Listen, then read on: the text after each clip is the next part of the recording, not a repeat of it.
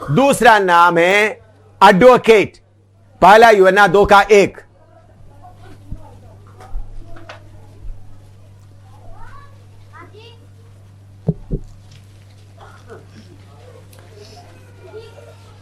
Advocate. हे मेरे बालकों, मैं ये बातें तुम्हें इसलिए लिखता हूँ कि तुम पाप ना करो, और यदि कोई पाप करे तो पिता के पास हमारा एक सहायक है, अर्थात धर्मी यीशु मसीह। हाँ, उधर में सहायक लिखा है, असली भाषा में देखते हो एडवोकेट, या one who can plead for us. Advocate का मतलब वन हु कैन प्लीड।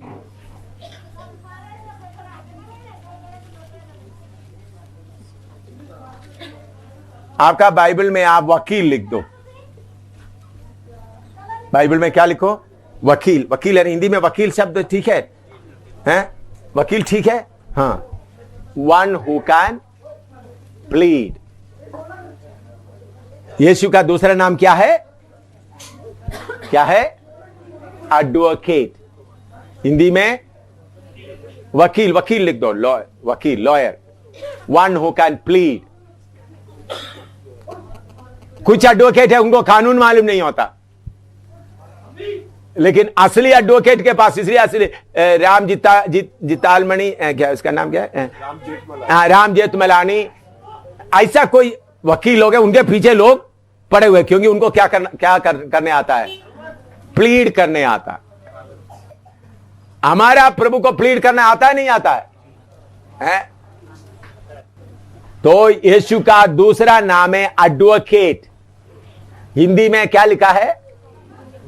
सहायक। तो उधर में आपने क्या लिखना है? हिंदी बाइबल में ही लिखो, बाइबल में ही लिखो, नहीं तो आप भूल जाएंगे। सहायक है, सही शब्द नहीं है, मददगार नहीं है। एडवोकेट लिखो या वकील लिखो। आपका बाइबल में ही लिखो, उसका मार्जिन में जल्दी लिखो। प्रकाशित वाक्य 12:10-11 पढ़ो। प्रकाशित वाक्य 12:10-11। फिर मैंने स्वर्ग से यह बड़ा शब्द आते हुए सुना, अब हमारे परमेश्वर का उद्धार और सामर्थ्य और राज्य और उसके मसीह का अधिकार प्रकट हुआ है, क्योंकि हमारे भाइयों पर दोष लगाने वाला, जो रात दिन हमारे परमेश्वर के सामने उन पर दोष लगाया करता था, गिरा दिया गया है। हाँ, देखिए, हमारे बारे में दोष लगाने के लिए कौन खड़ा है? शैतान। हमेशा बताओ किसका नौकर है? हैं? शैतान का नौकरी बहुत लोग करता है, तंगा भी ले लेता है। प्रभु का धन्यवाद हो। शैतान का नौकरी बहुत लोग करता है इन्होंने, लेकिन शैतान क्या करता है? आपको गिरने का गड्ढा खोद कर रखता है। आप जब उधर में आपका पांव पड़ता है तो एकदम शैतान किधर जाता है? देखो प्रभु, उधर में तुम्हारा बेटा उधर गिर गया है, कंप्लेन करता है। उस समय में हमारा एडवोकेट खड़ा होता है, प्रभु यीशु मसीह खड़ा होकर बोलता है, हाँ उन्होंने गिर गया है, उन्होंने अपना पाप इकरार कर दिया, इसलिए उनका गलती को मैंने मिटा दिया है। तो मैं आपको बताता, ये बोर्ड में थोड़ा देखना कैसा है। ये मैं मिटाऊं, मालूम हो गया ना? अभी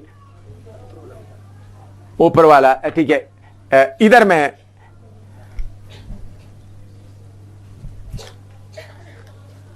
शैतान जाकर आपका गलती, एम शामिल का गलती ऐसा लिख दिया, एम शामिल इतना गलती कर दिया। तो एम शामिल प्रभु के सामने बैठकर इंतजार करते समय में प्रभु यीशु क्या करेगा? अपना पाप यीशु के साथ में सही तरीके से इकरार कर दिया, तो यीशु आकर क्या करेगा? इसके ऊपर अपना लहू लगाएगा।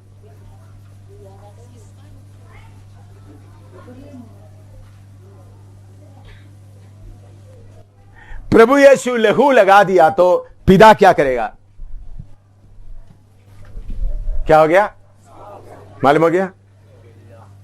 समझ में? यह प्रोसेस अच्छी तरह समझना, अच्छी तरह। सब लोग इधर देखे, उधर कोने में बैठे हुए लोग भी दिखाई देता है। देखो, आपसे जब गलती हुआ, शैतान क्या करेगा? प्रभु के सामने वो गलती लिखेगा। जब तक यीशु का लाहू उसके ऊपर नहीं आते, पिता उसको क्या नहीं कर सकता। जब आप प्रभु के सामने अपना गलती इकरार करेगा तो यीशु क्या करेगा? आकर अपना लाहू के द्वारा उसको क्या करेगा? कवर कर देगा। तब पिता देखेगा लहू आ गया तो क्या हो गया? मिटा दिया, गलती किया ही नहीं। नहीं तो पहला यूहन्ना 1:7 से 9 तक पढ़ के देखो, फिर आप लिखो। पहला यूहन्ना 1:7 से 9 तक। पर यदि जैसा वे ज्योति में है वैसे ही हम भी ज्योति में चलें तो एक दूसरे से सहभागिता रखते हैं और उसके पुत्र यीशु का लहू हमें सब पापों से शुद्ध करता है। हाँ, हालेलुया। लिखो, इब्रानी 6:19-20 इसके साथ मिलता है। Hebrew 6:19 and 20। वह आशा हमारे प्राण के लिए ऐसा लंगर है जो स्थिर और दृढ़ है और पर्दे के भीतर तक पहुंचता है, जहां यीशु ने मलकीसिदक की रीति पर सदा काल का महायाजक बनकर हमारे लिए अगुआ के रूप में प्रवेश किया है। हाँ, इधर में यीशु मसीह के बारे में लिखा है मलकीसिदक। मैंने आज सुबह बताया तो महायाजक, उनका मां बाप के बारे में कुछ नहीं लिखा, वो प्रभु यीशु मसीह को दिखाता है। याजक क्या करता है? पापियों के लिए, जिन्होंने पाप किया उसके लिए प्रायश्चित करता है। तो यीशु मसीह अपना खून लेकर हमारे लिए किधर खड़ा है? पिता के सामने खड़ा है। किसका खून लेकर? अपना खून। महायाजक किसका खून लेकर है? भेड़ बकरे का खून। लेकिन प्रभु यीशु मसीह जब आप पाप करता है, आपके पापों के लिए पिता, उन्होंने मैं अपना पाप को मान लिया, मेरा खून को देख लो, उनको माफ करो। तब पिता क्या करता है? हमको पूरा माफ करता है। तो आपका काम है प्रभु के पास आकर पाप को क्या करे? इकरार करे। पिता, मैंने ये पाप किया है, ये पाप किया है के सामने इकरार करेगा तो प्रभु अपना खून से आपको क्या करेगा? पूरा धोएगा। लिखो, जकरिया 3:1 से 4 तक। जकरिया चैप्टर 3 वर्स 1 to 4। जकरिया 3:1 से 4 तक।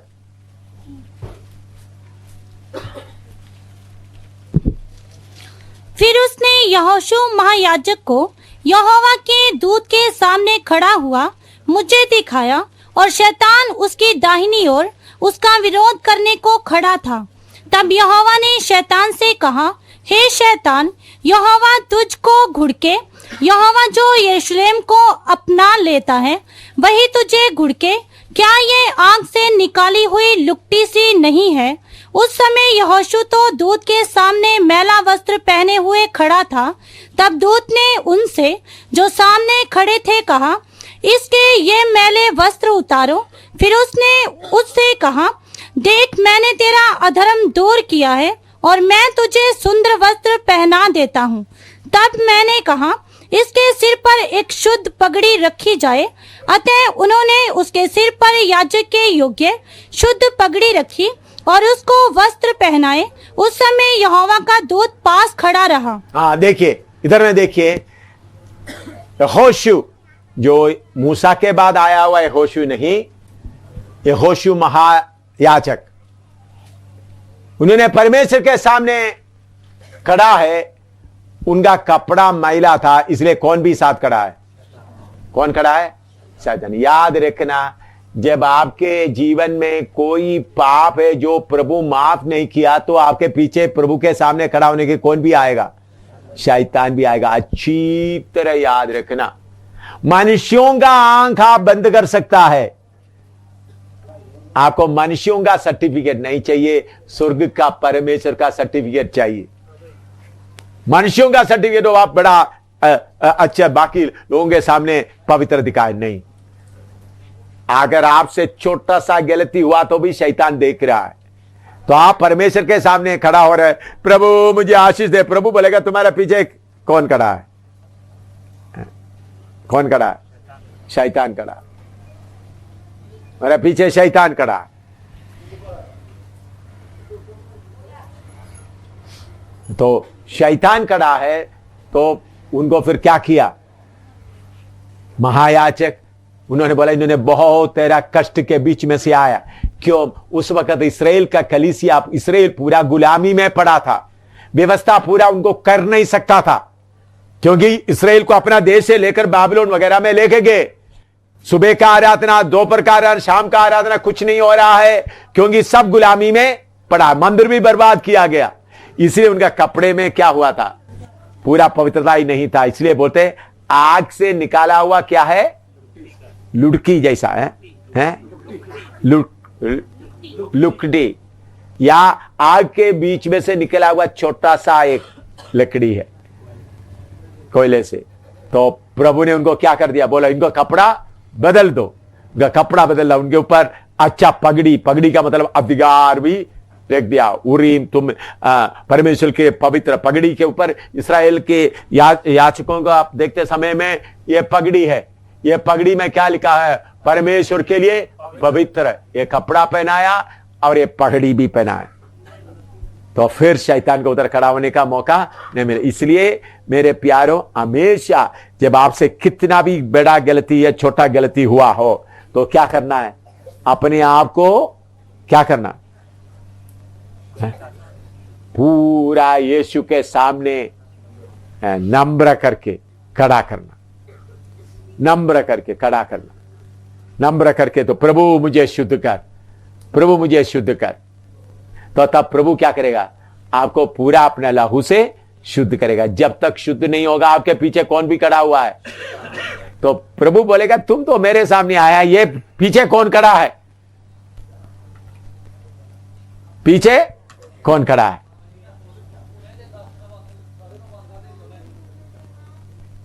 हमारा, मैं एक बात आपको बताना चाहता हूं। हमारा एक बहन और दो बहन लोग सेवा के लिए गए गुरदासपुर में। इसका नाम मैं नहीं बताऊंगा। गुरदासपुर में बड़ा सेवा के लिए गए। उधर जाकर बहुत बड़ा काम किया। पास्टर सोहन मसीह को भी बहुत अच्छा, 12 लोग बपतिस्मा भी लिया। बड़ा काम हो गया। पास्टर गुरदासपुर का सोहन मसीह बोला पापा जी बहुत बड़ा काम हो गया। पास्टर जी वो बहन के सामने नीचे बैठकर ढोलक बजाना शुरू कर दिया। पास्टर इधर बैठते थे, लेकिन पास्टर जी वो बहन के सामने किधर बैठे? वो बहन प्रचार करते बहुत। 12 लोग बपतिस्मा में बड़ा झंडा लेके आए बच्ची नगर में। मैं देखा तो उनका पीछे कोई एक खड़ा है, बड़ा अद्भुत काम करके प्रचार करके आया हुआ बहन के पीछे कौन है? मैंने बोला तुम्हारे पीछे खड़ा हुआ कौन है? ये बोला प्रकट हो जाओ। प्रकट हो गया, दूसरा यीशु था। फिर बहुत मुश्किल से उनको दूसरे यीशु को निकाल दिया। 12 लोग बपतिस्मा लिए। हमारा इधर का मैं बोल रहा हूं, बाहर का नहीं बोल रहा हूं। पास्टर सोहन मसीह भी देखो, पप्पा जी मैं अंधे हो गए, अद्भुत काम देकर मैं क्या हो गया? अंधे हो गए। दुष्ट आत्मा को भी निकाला, लेकिन साथ कौन आ गया? मेरे सामने आकर बोल रहे पप्पा जी तो बड़ा काम हो गया, इतना काम हो गया, 12 लोग बपतिस्मा लिया। 12 लोगों का बपतिस्मा का बात सुन के देखो तो पीछे खड़ा है कोई। और 12 का 12 2-3 महीने के अंदर पीछे हट गए। एक भी नहीं है उसमें से। प्रभु ने उस कलीसिया को बर्बादी से बचाया। कौन साथ आया था? हैं? दूसरा यीशु। उसके लिए कुछ कारण था, उस कारण से दूसरा यीशु भी आया। मैंने क्यों एक बात बोला है? तो आपके जीवन में एम शामिल के सामने आकर बड़ा रिपोर्ट देख के वक्त प्रभु कभी कभी दूसरा पीछे खड़ा हुआ व्यक्ति को भी दिखाता है। यह भी याद रखना। आप बेड़ा मुझे ऊपर मुझे गुमराह करके आप बच नहीं सकता जब तक प्रभु की आत्मा साथ काम करता है। मैं घमंड से नहीं बोल रहा। इसलिए मैंने विकास को बोला जब तक सब छोड़कर विश्वासी बनकर ना रहे तब तक मैं तुमको संगति में नहीं रखूंगा। पूरा बंद करो, अधिकार से बोला, बिंदी नहीं किया, पूरा बंद करो। सेवा छोड़कर क्या बन करो? विश्वासी बन करो। मैंने उनके पीछे कुछ देखा इसलिए बोला। मैं कोई किसी का सिफारिश ओ ऐसा ऐसा नहीं बोला। पूरा बंद करो, विश्वासी जैसा बनो, फिर बाद में मैं देखूंगा। तो आपको कोई पाप आपके जीवन में हुआ है तो पीछे चलने वाला पीछे पीछे आएगा। आप ये नहीं सोचना मैं देखने से एकदम बोलेगा, नहीं। कुछ लोगों को मैं बोलता नहीं ताकि बोलने से डर जाएगा। मैं इसलिए सोचता थोड़ा थोड़ा इनको वचन और गहराई से समझाएं ताकि अपने आप को ये पीछे का चलने वाला क्या हो जाए। तो जब आप यीशु के पीछे चलने वाला कहीं भी गलती में फंस जाता है, आपको फंसाने वाला पीछे आता है। याद रखना, यहोशू का पीछे आया था, लेकिन महायाजक, तो हमारे लिए एक महायाजक है। कौन है? प्रभु यीशु, हमारा एडवोकेट। एडवोकेट वो क्या करता है? हां, इन्होंने गलती कर दिया, लेकिन उनका पुत्र यीशु का लहू सारे पापों से उनको शुद्ध करता है। शैतान ऐसा कंप्लेन करता है, शैतान को प्रभु बोलेगा पहला यूहन्ना 1:7 से 9। इतना बोलते ही शैतान क्या हो जाएगा? और यीशु पहला यूहन्ना 1:7 से 9 बोलना, तो आपको क्या करना पड़ा है? क्या करना है? इकरार करना है। आपने इतना पाप किया तो शैतान बोलेगा देखो इन्होंने एक पाप किया, तो आपने यीशु को अपना पाप को इकरार कर दिया। तो कुछ लोग इकरार करने में नहीं मैं देखो, बाकी लोगों को मालूम हुआ वो पाप बाकी लोगों के सामने इकरार करना है। आपको गुप्त में पाप प्रभु के साथ ही इकरार करो। बाकी लोगों के सामने हुआ पाप बाकी लोगों के सामने आपको क्या करना है? इकरार करना है। आप गुप्त में आपके प्रभु के बीच में हुआ कोई किसी ने नहीं देखा, पवित्र आत्मा आपको मजबूर नहीं है तो बाकियों को बोलने का कोई जरूरत नहीं। आप ये नहीं सोचना मुझे आकर बोल दिया तो पाप माफी होगा, नहीं। अगर आपको पवित्र आत्मा मजबूर करता है मुझे आकर बोलना है तो बोल सकता है। मैं ये नहीं बोलता सब मेरे पाप मेरे पास आकर को, वो प्रभु का वचन का नहीं है। आपने पाप किसके सामने इकरार करना है? कोई पादरी के सामने नहीं, बल्कि किसके सामने? प्रभु के सामने। रोमन कैथोलिक में है जाकर और किसके साथ बोलना है? अपना पादरी को अपना पश्चाताप करके बोलना। वो काम प्रभु का वचन में नहीं है। हमारा कौन है? महायाजक प्रभु यीशु मसीह। फिर भी पवित्र आत्मा आपको बोलता है जाकर ये बात प्रभु का दास को बताओ, आपको शायद उन्होंने उनमें से निकलने का रास्ता बना। ऐसा प्रभु बोला तो बोल सकता है। मैं आपका कितना पाप किया तो मेरे पास बोलो, नहीं ऐसा नहीं। ऐसा ब्लैकमेल करने के लिए नहीं। किसी पादरी को किसी को ब्लैकमेल करने का मौका नहीं। कुछ पादरी लोग क्या करता है, तुम्हारा गलती पूरा मुझे बता दो, तुम्हारा गलती पूरा मुझे बताओ। फिर बाद में वो पादरी वही गलती लेकर आपको क्या करेगा? डांटते रहेगा। ऐसा काम कभी नहीं। अगर पवित्र आत्मा आपको बोलता है तो आपने क्या करना है? उस पाप को प्रभु के सामने जाकर इकरार करे। तो प्रभु बोला तो बोलना, नहीं तो किसी मनुष्य को बोलकर प्रभु किसी ने गलती कर दिया तो उस गलती का डंडा लेकर उसको हमेशा मारते रहने के लिए नहीं है, गुलाम करने के लिए नहीं है। यीशु माफ किया तो आपको भी क्या? मुझे कितने लोग अपना गलती आके इकरार करते हैं, जब यीशु ने उनको माफ किया मैं इसको गला लगाता हूं, बोला सारे बात क्या हो गया? हो गया, प्रभु ने सब मिटा दिया। उसको याद करने का कोई जरूरत नहीं है, उसको याद भी नहीं करना, क्योंकि प्रभु का वचन मिलकर उदय से लेकर अस्तम चल जितना दूर है उतना तुम्हारा पाप को तुमसे दूर किया है। लेकिन आपको अपना पाप को क्या करना पड़ेगा? प्रभु के सामने बोलकर शुद्ध होना पड़ेगा। तब हमारा अच्छा एडवोकेट यीशु मसीह कौन है? मेरा एडवोकेट है। और उन्होंने क्या लेके आता है? अपना खून लेके आता है। मेरा एडवोकेट पिता के सामने बीच में कौन खड़ा होता है? मेरा एडवोकेट प्रभु यीशु खड़ा होता है। शैतान पीछे खड़ा होता है। मेरा एडवोकेट काम शुरू करते वक्त शैतान भागना शुरू कर देता है। शैतान सोचेगा मैंने इनको पाप कराने के लिए रास्ता खोल कर रखा, उल्टा हुए मुझे पकड़ने के पहले मैं क्या करूं? भाग जाओ। आपको पाप करने के लिए खड्डा कौन खोद के रखा? शैतान। आप एडवोकेट से बोलते समय में हालेलुया यीशु आपका पूरा पाप को माफ कर दिया, मोड़ कर देखेगा तो ओह शैतान भाग जाएगा। समझ में आया? लिखो अच्छी तरह से। इसलिए हम हर एक समय प्रभु के पास जा सकता है। हमारे एक एडवोकेट है,